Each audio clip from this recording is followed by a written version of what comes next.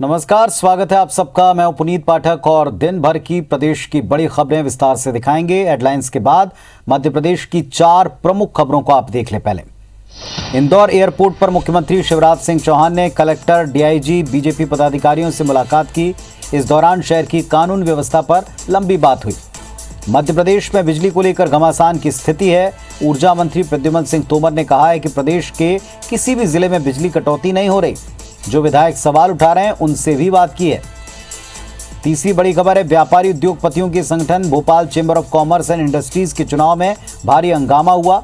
चुनाव में 3 पैनल उतरे थे। विवाद के दौरान सिर्फ ना कुर्सियों को आपने इधर से उधर फेंके जाते देखा, बल्कि कई और यहां नुकसान पहुंचे। ग्वालियर पुलिस ने 48 घंटे में ट्रिपल मर्डर का खुलासा किया। हत्या करने वाला कोई और नहीं बल्कि मृतक का साड़ू का बेटा सचिन पाल निकला है।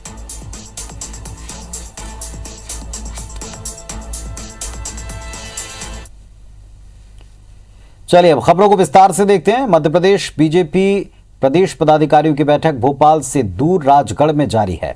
मुख्यमंत्री शिवराज सिंह चौहान खुद इस मीटिंग में शामिल हुए। प्रदेश पदाधिकारियों को संबोधित करते हुए सीएम शिवराज सिंह चौहान ने कहा कि सरकार के कामकाज को जनता तक लेकर जाएं, प्रदेश के हित में काम किया जाए। आगे भी ये काम जारी रहेगा। दिन भर से यहां बैठक का क्रम जारी है। बीजेपी प्रदेश अध्यक्ष वीडी शर्मा ने कार्यकर्ताओं को संगठन के आगामी कार्यक्रम की जानकारी दी है। इस दौरान यह तय किया गया कि 2018 के चुनाव में जिन जिन जगहों पर बीजेपी की हार हुई थी वहां पर प्रदेश पदाधिकारियों समेत बड़ी बैठकों का आयोजन होगा। साथ ही 17 सितंबर को प्रधानमंत्री नरेंद्र मोदी के जन्मदिन से लेकर 7 अक्टूबर तक होने वाले अलग अलग आयोजनों की जानकारी दी। बीजेपी ने तय किया है कि प्रधानमंत्री नरेंद्र मोदी के जन्मदिन से लेकर अलग अलग सामाजिक और धार्मिक आयोजन किए जाएंगे।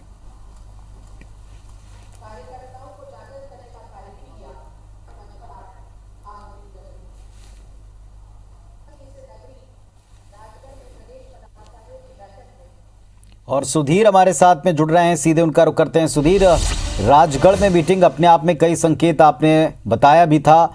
मुख्यमंत्री स्वयं इसमें शामिल होने पहुंचे हैं, क्या मैसेज निकल रहा वहां से? देखिए, बिल्कुल अगर बात करें तो मीटिंग की महत्व इस बात से समझ में आता है कि मुख्यमंत्री शिवराज सिंह चौहान यहाँ पर आए और मीटिंग खत्म होने में जब समय था तो बाई रोड मुख्यमंत्री यहाँ से गए। जो चौपर था पहले रवाना कर दिया गया था, पर लेकिन आज दिन भर जो बैठक हुई उस पूरे बैठक की लबोलबाब की बात करें, मुख्यमंत्री शिवराज सिंह चौहान ने जो काम सरकार में हुए हैं उन्होंने सीधे पदाधिकारियों को बताया कि सरकार पहले भी जनता के हित में काम किया, आगे भी काम करती रहेगी। पर लेकिन मुरलीधर राव जो प्रदेश प्रभारी थे उनका जो वक्तव्य था वो अपने आप में काफ़ी महत्वपूर्ण था। एक नए मॉड्यूल बनाने की बात बीजेपी ने कही है, जहाँ पर सरकार और संगठन मिलकर काम करे। एक नया मॉड्यूल जो कि देश में अपने आप में एक अनूठा मॉड्यूल हो, जनता के हित में काम करे। सोशल मीडिया पर ज्यादा फोकस उनका रहा और बैठक के दौरान कई ऐसी बातें थी जिनको लेकर नवाचार आने वाले समय में बीजेपी को दिखाई देंगे। प्रधानमंत्री नरेंद्र मोदी के जन्मदिन पर पूरे आयोजन होने हैं, ये बात वीडी शर्मा ने विस्तार से बताई थी। और संगठन पर्व जो बीजेपी मना रही है उसके कार्यक्रम की रूपरेखा दी गई थी। हमारे साथ दक्षिण पारा सर मीडिया प्रभारी, जो बात मुरलीधर राव ने कही कि एक नया मॉड्यूल जो है सरकार संगठन के लोग मिलकर काम करेंगे, नया मॉड्यूल बनाया जाएगा देश में अपने आप में एक अनूठा मॉड्यूल मध्य प्रदेश के कार्यकर्ताओं का, और उसके बाद में सोशल मीडिया पर फोकस। देखो, बहुत प्रेरणादायी उद्बोधन उनका रहा। उन्होंने कहा कि आगामी 25 वर्ष तक हमको सरकार में रह के कल्याण के काम करना है और सरकार में रहना है तो हमारा ऐसा संगठन है कि संगठन लगातार काम बढ़ा रहा है। इतना काम बढ़ रहा है कि उसके लिए कार्यकर्ता चाहिए। तो एक तो ये कि क्या हम वर्ष भर के अंदर 2 वर्ष के अंदर अपने कार्यकर्ताओं की संख्या दुगनी कर सकते हैं, लेकिन केवल कार्यकर्ताओं की संख्या दुगनी नहीं करना, क्वालिटी वर्कर चाहिए। क्वालिटी वर्कर माने टेक्नोलॉजी से सुसज्जित वर्कर चाहिए। टेक्नोलॉजी का इस्तेमाल करिए। उन्होंने कई युद्धों का भी विवरण दिया कि बहुत ताकतवर राजा थे, बहुत बड़ी फौज थी, हाथी घोड़े सब कुछ थे, लेकिन टेक्नोलॉजी की कमी के कारण हम कई युद्ध हारे। तो ऐसी स्थितियाँ कभी नहीं बनना चाहिए। हमें टेक्नोलॉजी से सुसज्जित होना है। टेक्नोलॉजी जो है जीत का रास्ता तय करती है। तो ये देख सकते हैं कि टेक्नोलॉजी जीत का रास्ता तय कर सकती है। और बीजेपी के जो बात कही जा रही थी कि सोशल मीडिया तो टेक्नोलॉजी की बात है, पर जो बात कही राजा महाराजा योद्धा 2018 का चुनाव, राजगढ़ की भूमि, चुनाव परिणाम जो थे 2023 के परिणाम ऐसे ना आए, इसलिए ऐसे स्थानों का चयन किया जा रहा है, जो बात निकल कर सामने आई थी। नहीं, ये इन राजाओं की कोई अहमियत नहीं है। वो तो इतिहास के पन्नों से उन्होंने कुछ घटनाएं सुनाई। उन्होंने कहा कि हमारे पास सब कुछ था लेकिन टेक्नोलॉजी की कहीं कमी थी। धर्म भी चाहिए, सत्य भी चाहिए, लेकिन टेक्नोलॉजी भी चाहिए। धर्म और सत्य हमारे पास है, योद्धा भी हमारे पास हैं, लेकिन टेक्नोलॉजी जो आज है उसको अपनाना पड़ेगा। खास तौर पर आज लोकतंत्र में सूचना की जो तकनीकी है, सूचना प्रौद्योगिकी है उसको अपनाना पड़ेगा और उसी के बलबूते आप फतेह पा सकते हैं। तो देख सकते हैं कि जो बात थी पूरे दिन भर बैठक की, लोकेंद्र पारा सर जो बता रहे थे उसके जो चर्चा रही। और अगर बात की जाए तो निश्चित तौर पर आज दिन भर के जो 3 सत्र थे काफ़ी ज़्यादा महत्वपूर्ण ये पूरे सत्र माने गए थे। और एक और बात जो मुरलीधर राव ने कही, अगर मैं कोशिश करूँ बीजेपी के पदाधिकारियों से जो मॉनिटरिंग की एक बात यहाँ पर कही गई थी मुरलीधर राव के द्वारा कि खुद मॉनिटरिंग वो करेंगे, जो कार्यकर्ताओं को पदाधिकारियों को काम दिया गया है, प्रदेश प्रभारी अब खुद मॉनिटरिंग करने वाले हैं। देखो ये तो संगठन की व्यवस्था होती है, अधिकारी के ऊपर अधिकारी इसीलिए होता है कि मॉनिटरिंग की व्यवस्था सशक्त रहे। और उन्होंने अपेक्षा की है कि बैठक और प्रवास ये हमारे काम पद्धति है, इसलिए अधिक से अधिक प्रवास हों और प्रवास की बाकायदा कार्यालय में मॉनिटरिंग भी होना चाहिए और होना ही चाहिए, ये पद्धति है। ये संगठन सबका होता है, सबको सब चीज़ों की जानकारी होना चाहिए।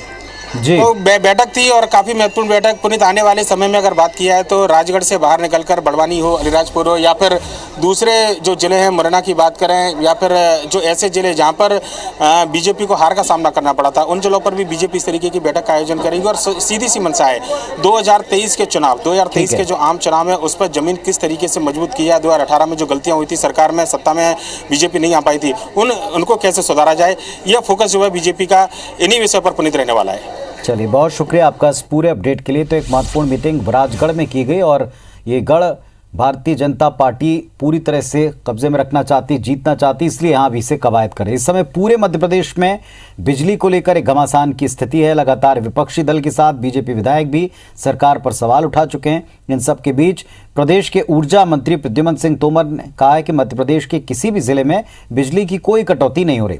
जो विधायक सवाल उठा रहे हैं उनसे भी बात किए, समस्या को दूर किया जा रहा है। साथ ही प्रद्युम्न सिंह तोमर ने कहा कि विपक्ष भ्रम फैला रहा है। इंदिरा ज्योति योजना का नाम बदलकर फिर से संबल योजना किया जा रहा है, लेकिन ऐसा कुछ नहीं। ऊर्जा मंत्री तोमर ने साफ किया कि अब इंदिरा ज्योति योजना का नाम नहीं बदलेगा, भले ही कमलनाथ सरकार ने संबल का नाम बदलकर इंदिरा ज्योति कर दिया हो। मंत्री प्रद्युम्न सिंह तोमर ने कहा कि कांग्रेस को हर चीज में दर्द होता है। बिजली चोरी को लेकर हमारा विभाग काम कर रहा है, उन लोगों पर कार्रवाई हो रही है जो बिजली चोरी कर रहे हैं। मध्य प्रदेश के ऊर्जा मंत्री प्रद्युम्न सिंह तोमर जी हमारे साथ में हैं। पहले अटल संबल योजना थी, उसका नाम बदल के इंदिरा ज्योति योजना कर दिया गया। फिर से कवायद की जा रही थी कि योजना का नाम बदला जाएगा। मंत्री जी, क्या कहना है आपका, जो योजना को लेकर सवाल उठ रहे हैं कि नाम बदला जा रहा है, संबल करा जा रहा है फिर से? देखिए, मेरा ये कहना है, हमारी सरकार काम में विश्वास करती है, नाम में विश्वास नहीं करती है।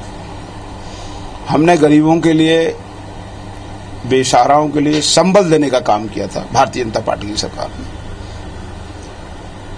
प्रदेश में जब सरकार बदली तो उन्होंने उसका नाम बदल दिया, काम नहीं किया, नाम बदल दिया। नाम बदल के नाम अपना यश लूटना चाहते थे। वो लोग अब भयभीत हैं कि सरकार चली गई है, कहीं नाम बदल जाएगा, क्या हो जाएगा। अरे भाई, जो नामकरण तो एक बार होता है, जो नाम रख गया तो वही रहता है, नाम बदला थोड़ी जाता है बार बार। हम तो लोगों का संबल देने का काम करेगी ये सरकार, वो काम कर रही है। एक सवाल ये कि बार बार नारायण त्रिपाठी आप ही के खिलाफ, आप ही के विभाग के खिलाफ बिजली कटौती का मुद्दा उठा रहे हैं। अभी फिर उठा दिया उन्होंने कि बिजली कटौती अगर नहीं संभली तो बहुत बड़ा एक नुकसान हो सकता है। देखो, मैं क्या है, इस संबंध में हम बराबर नजर रखे हुए हैं। अगर कोई शिकायत है तो उस शिकायत को दूर करने का काम करेंगे। तो आपके हिसाब से बिजली कटौती हो रही है कि नहीं हो रही है? अगर उनके एलिगेशन है तो क्या जवाब है? मेरा कहना है कि हम जगह जगह मीटरों की एमआरआई करा रहे हैं, वास्तविकता जानना चाहते हैं, फिर उसके बाद हमारा स्पष्टीकरण। क्योंकि कांग्रेस के गढ़ के रूप में जानी, मैंने क्या कहा, काम करेंगे तो जीतेंगे ना। तो आप देख सकते हैं प्रद्युम्न सिंह तोमर हैं और उनका कहना है कि भले ही उन्होंने कांग्रेस की सरकार ने नाम बदल दिया हो संबल योजना का, लेकिन उनके कार्यकाल में ऐसा नहीं होगा। इंदिरा योजना है वही रहेगी, नाम नहीं, काम पे विश्वास रखते हैं। इसके साथ ही उन्होंने कई और अहम मुद्दों पर बातचीत की है। कैमरामैन लोकेंद्र पाल के साथ नासिर गौरी, IBC 24 ग्वालियर। राजधानी भोपाल में आज विधायक PC शर्मा ने केंद्र और राज्य सरकार पर जन विरोधी नीति का आरोप लगाते हुए जन आक्रोश यात्रा की शुरुआत की। डीजल के बढ़ते दाम, बेरोजगारी, महंगाई को लेकर बीजेपी सरकार को घेरा। कहा कि महंगाई काबू में नहीं आई तो न मोदी सरकार टिकेगी न शिवराज सरकार।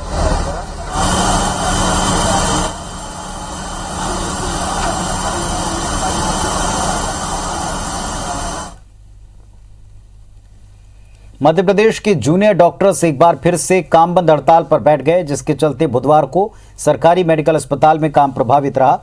3 PG जूनियर डॉक्टर्स के रजिस्ट्रेशन कैंसिल करने के नोटिस को लेकर जूडा ने भारी नाराजगी व्यक्त की। जूडा अध्यक्ष ने कहा कि जब तक पीजी जूनियर डॉक्टर्स के रजिस्ट्रेशन कैंसिल का नोटिस निरस्त नहीं होता तब तक हड़ताल रहेगी।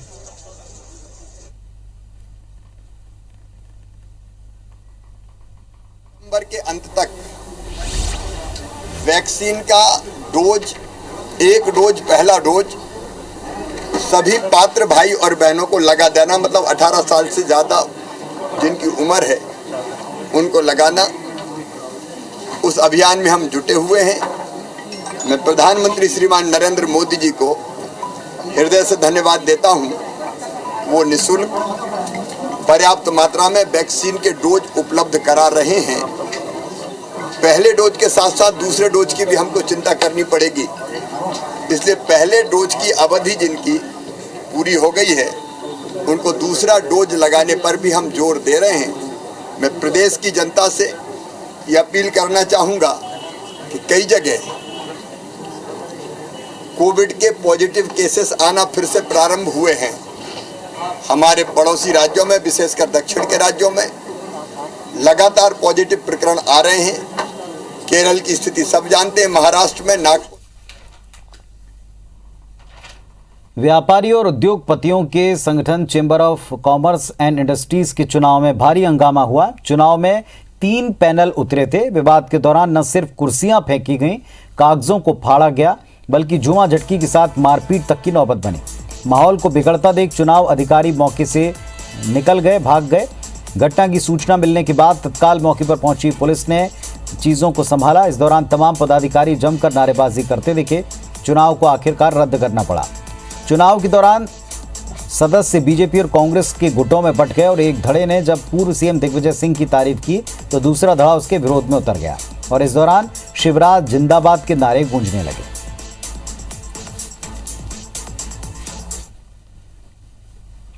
मध्य प्रदेश को बासमती चावल का जीआई टैग मिलने में कामयाबी मिल सकती है। सुप्रीम कोर्ट के फैसले के बाद जगी उम्मीद बढ़ती जा रही है। सुप्रीम कोर्ट ने मध्य प्रदेश की दलील को स्वीकार कर लिया है। मध्य प्रदेश सरकार की याचिका पर पुनर्विचार करे मद्रास हाईकोर्ट ये टिप्पणी की। मध्य प्रदेश सरकार के तर्कों को देखते हुए फैसला लिया जाए, सुप्रीम कोर्ट का कहना है। जीआई टैग को लेकर मध्य प्रदेश सरकार सुप्रीम कोर्ट गई थी। मध्य प्रदेश सरकार ने मद्रास हाईकोर्ट और सुप्रीम कोर्ट में इस विषय पर प्रदेश की तरफ से जीआई टैग को लेकर लड़ाई लड़ी है।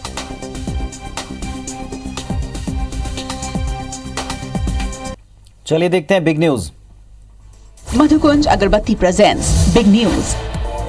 अगरबत्ती हो तो मधुकुंज।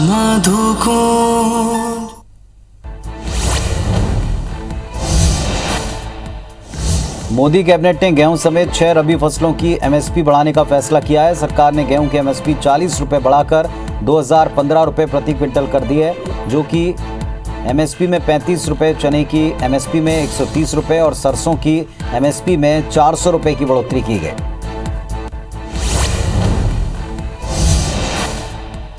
केंद्रीय कैबिनेट में टेक्सटाइल सेक्टर के लिए पीएलआई स्कीम की मंजूरी हो गई है। ये स्कीम मानव निर्मित फाइबर सेगमेंट और टेक्निकल टेक्सटाइल के लिए है।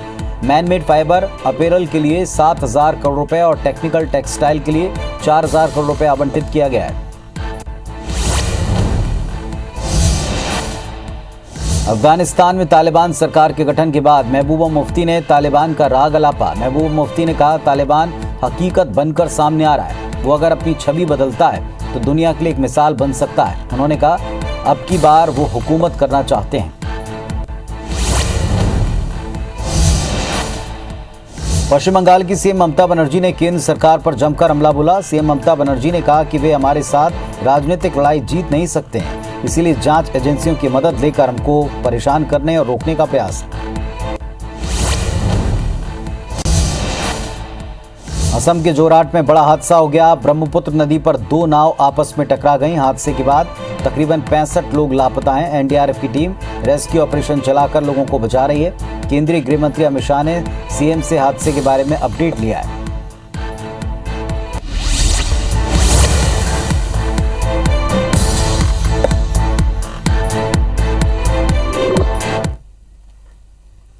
तो इस बुलेटिन में फिलहाल इतना ही। खबरों अपडेट्स के लिए आप देखते रहें IBC 24। नमस्कार।